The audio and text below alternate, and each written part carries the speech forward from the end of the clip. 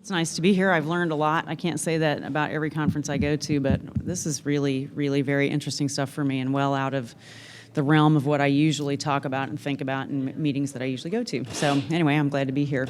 I want to make clear from the very beginning, I'm not a policy expert at all. I have a fair amount of experience with one policy, and it's a policy that has a lot of implications for behavior change. It's a fairly new policy, so my view on it right now is I'm in learning mode about how policy works and how it doesn't work. I work for a quality improvement organization, which is, we are a group of organizations that are subcontractors to Medicare, CMS, the Centers for Medicare and Medicaid Services, and we, there's a QIO in every state. There's in fact another QIO represented here in this room, and we essentially implement the priorities that CMS has for quality improvement for their fee-for-service Medicare beneficiaries. So, you know, the view is that managed care folks have a managed care company that can do some of this type of thing, but fee-for-service is just a fee-for-service program. So that's why Medicare funds a quality improvement organization in every state. So this is the background kind of how we got to this policy. So readmissions, hospital readmissions for Medicare beneficiaries is a very hot topic in my world. It's all I think about personally, but so I don't know if people are aware here, you know, statistically about 1/5 of all Medicare beneficiaries discharged from the hospital are readmitted to a hospital within 30 days. So there's this emerging consensus that a hospital readmission within 30 days represents, you know, probably an error. Now there are some readmissions that are planned, but they're probably are related to, you know, quality and or safety gaps. They're certainly quite expensive. So, you know, it looks like a win-win-win to work on hospital readmissions. The way we worked on hospital readmissions was to improve transitional care. So that is care that occurs at the time of hospital discharge that helps transition the person to the next setting. And the setting that everybody feels is problematic is that transfer to home. You know, you have a little elderly person who's sick and now is on their own at home. And so this was a project that we did to implement better transitional care. So this all started with a tiny little pilot that we did in Colorado where we used Eric Coleman's health coaching model at the time of discharge to see if we could replicate it in the real world. So there's randomized controlled trial level evidence that transitions coaches reduce readmissions. So 5 years ago, we recruited a number of unaffiliated service providers, meaning home health, nursing home, hospitals, and physicians to see if they could implement. We're all about implementation. I'm not designing interventions or testing interventions. We're testing implementation basically.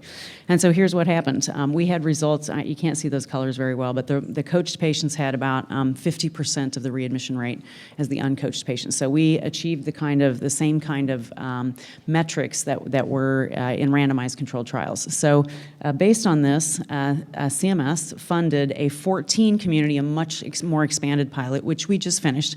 And you'll notice Whatcom County is one of those communities. So in 14 communities, there was a replication effort to get providers to work together and to deliver interventions to patients for transitional care in order to reduce readmissions. And this is preliminary data. Our final data is in publication right now. But basically, in the 14 communities, 10 of them reduced readmissions to a statistically significant degree.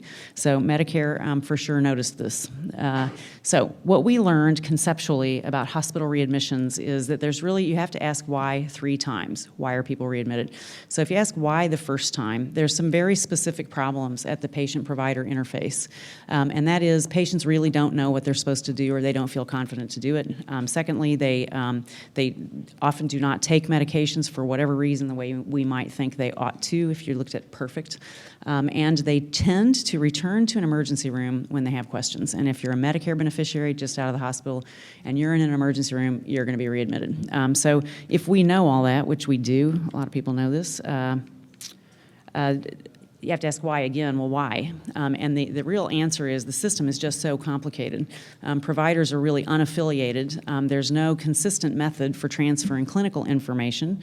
There's no consistent standard transition processes. So in any other business, this would be the supply chain management, but in medical services delivery, we've never really thought about that. And thirdly, we don't intentionally activate patients and families to really engage meaningfully in self-care. We give that a lot of lip service, but it's been fairly recently with coaching interventions that we've become intentional about including that. So if we know those are the issues, why hasn't it just happened? I mean, we know what the issues are. We know what the interventions are that will make it better, and that the answer we came up with in all 14 communities is there's just no infrastructure for medical service providers to get together and set priorities and target these kind of problems. It's really nobody's territory. It's no man's land. So the projects that we did, the role of the QIOs was really at two levels. One was we were assisting providers there in that kind of middle diagram mess to deliver better transitional care services directly to beneficiaries. And we were also trying to help support the kind of groupness that it takes to really roll this out on behalf of a population of fee-for-service beneficiaries. So what we learned is, first of all, patient activation trumps everything. So, I say that there are three problems at the patient-provider interface. People don't take their medications right. People come back to an emergency room. Well, every single time it comes down to, activation improves that. Patients who feel confident that they can manage what they're supposed to manage, they know what they're supposed to manage, they feel confident either that they can do it or they know where to get help. That just takes care of all the other problems. Well, it doesn't completely take care of it, but it goes a long ways. So in terms of the important interventions at the patient level, patient activation, coaching is, in my mind, pretty much where it's at. Secondly, it takes a lot of work to organize the efforts of individual providers trying to work on this issue together. So I'm not going to go into this too much, except for to say in the 14 communities, people approached this various ways. In some places, they went with specific partner pairs. This hospital and home health agency need to work out a better process. But in the lower right-hand corner, there were two communities that really engaged sort of a multidisciplinary community-based steering committee type thing, and it really became quite evident from those two experiments that the best way to make this happen is to really get to the community level, meaning people who can get to people in their homes, who can activate people after discharge when they get home. So there were three incredibly helpful tools. The first was the patient activation measure. And the patient activation measure, there's a display back there, Chris Delaney is here. The communities that used the patient activation measure were able to use it to, first of all, target the people who are at highest risk for readmission in the first place.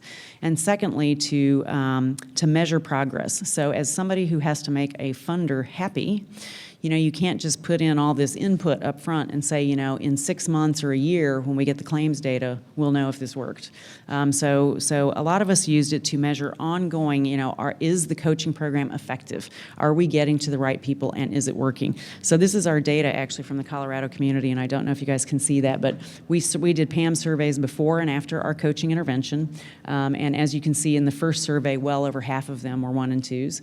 And following a coaching intervention with a transitions coach, well over half were 3s and 4s. So we know it's effective. The coaching intervention is a single home visit and 3 follow-up phone calls intervention. And these are little old people with multiple chronic diseases. The second extremely helpful tool we used was social network analysis mapping techniques of claims data, and this was done by Bill Mahoney through Qualis Health. We took Medicare claims data and we made a relationship map based on that. So, when you think about it, if you transfer this person from hospital A to agency B like 800 times a year, you do that transfer, you would expect that there would be an actual relationship there to go along with all that transferring behavior. And that's, often not true. But in terms of motivating providers, when we showed them data tables about readmissions and that sort of thing, they were all very interested. People, really enjoy data. But show them a map like this, and all of a sudden they feel like, who's that nursing home? Who do I need to call? It was really very helpful for getting people to kind of hone in on exactly what they needed to do. Then extremely helpful tool number 3 just came about. So in our pilot project, one of the things that was holding us back and that we heard all the time is, nobody's paying for this. Nobody pays for coaches. Nobody pays for transitions coaches. What is your sustainability plan? And what we had originally hoped is that by getting providers to work together to standardize process, that would actually loosen up a lot of resources that are not being used very efficiently, and that would allow people to do transitions coaching and other types of health coaching. But in the end, it became clear that if we didn't have a payment mechanism, that really, this was going to be a project that went away when we went away. So I worked with a number of others, a cast of thousands, and with CMS, and we actually wrote a bill that was passed and is now in the Affordable Care Act. There's $500 million for hospitals to partner with community-based agencies that can deliver community-based in-home transitional care services such as coaching. So a coach has never been a payable profession under the Medicare program. So this is for Medicare fee-for-service beneficiaries. So there has to be a partnership between the hospital and the CBO. It's intended to pay for existing programs. In other words, Medicare is not going to pay to develop your program, but if you have a program and you can demonstrate that it's beneficial to Medicare beneficiaries, you can apply for Medicare to start paying for that. It's a roster bill, so that's how vaccines are paid for from the big vaccine folks. You just make a list of all the, if you're a community-based organization, here's the people I coached, you turn that into Medicare and they send you back the amount they have agreed to pay you for this service. The patient activation measure is a required measure and it is being covered under the technical assistance contract for the communities that are to receive this payment under the CCTP. So we really were quite pleased with the way this legislation came out. It really, we thought, would allow a lot of springing up of similar projects, and it probably is. It's just probably too soon to know. However, to date, so the application period opened on April the 1st, and there have been several applications, but none have been successfully awarded. It's clear that there's not enough good understanding about what this policy is and how to apply for it. There's a frequent misunderstanding of what is a community-based organization and what is the role. Now, I have to say, this is one of my key lessons learned about policy. It is true that if you have a great idea, and that you can get it written into policy, that's what you should do. On the other hand, a lot of the details are figured out as people apply. So, it's a little bit frustrating. On the other hand, I think that's reality. To move a policy is a big project, and especially something like this. It's a little bit revolutionary in that we are now saying Medicare Hospital Insurance Trust Fund dollars can go to an organization that is not a medical service provider. So, I think the further the shift is from how things were, probably there's a lot more details to work out that you just can't anticipate. And there are a few existing programs with the data that they need for CMS to feel comfortable that they qualify for the program. So, new lessons. I would say my new lesson from all this is, I had always thought all along that policy, if you could just get policy in place, everything else would fall into place. And certainly if you could get payment, that's what we hear all the time. I'm waiting for payment reform. So this is a policy that created payment reform, and there's still a ton of work to be done for this to be, the success that we would all like to see it be. I mean, I think it'll work out, but this just for me was my learning moment, months. All right, so to summarize, right now we're in a situation where we know how to systematize behavior change to avoid hospital readmissions. We know how to do that. We mostly know who can get paid to do it. Now there's still a few details being worked out on exactly who is a CBO.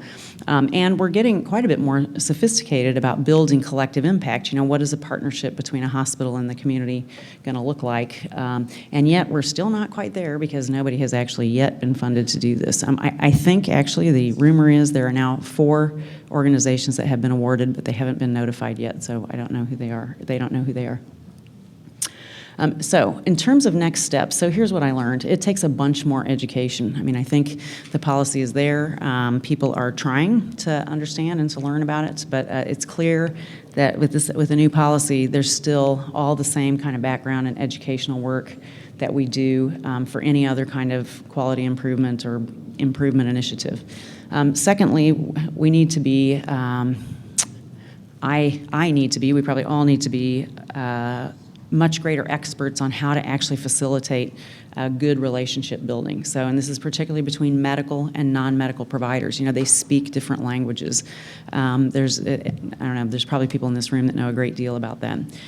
Thirdly, we have finally decided, my team in Colorado, we all trained ourselves as community organizers. We actually think community organizing might be the way to really drive healthcare quality improvement on behalf of a population, which, you know, this is a population improvement initiative. At the next tier of sort of things we could do, I wonder if we don't need to educate specifically hospital boards. So here's one of the barriers that I am guessing at, but you know, when you think about it, a hospital and a hospital CEO and all the people who touch patients in the hospital can all be 100% in agreement that what they want to do is reduce readmissions, which reduces admissions. So, you know, an admission that happens within 30 days of another admission is called a readmission, but basically it's a hospital admission. So, you know, that is the hospital's business case. So what happened in some of the communities that we worked with, visionary folks were really very, very effective, reduced readmission rates by 10-15%. And when the project was over, you know, somebody else writes that check and says, you know, now we're moving on to other priorities. We think this is probably more of a problem in, you know, there's a lot of hospital systems in which the ownership is far remote from the hospital itself. So I think we need to be a lot more sophisticated about how to include, you know, hospital boards and hospital system boards in understanding, you know, the goals of this project and many other projects within healthcare reform. I also would love to be far more transparent and open and publish readmission rates in the newspaper, quarterly updates. What's the Medicare readmission rate like around here? There's no reason that should be protected information, and I think we will get permission to do that. You know, it doesn't identify a hospital. For the population of people who lives here in these 4 zip codes, this is what the 30-day readmission rate is, and this is how it's trending. So I think that might also be a way to get more engagement around initiatives like this. And then if that doesn't work, I'm for a social protest movement or, you know, I don't know, driving outrage. So anyway, in the end, what I learned is that policy, I think, is probably necessary.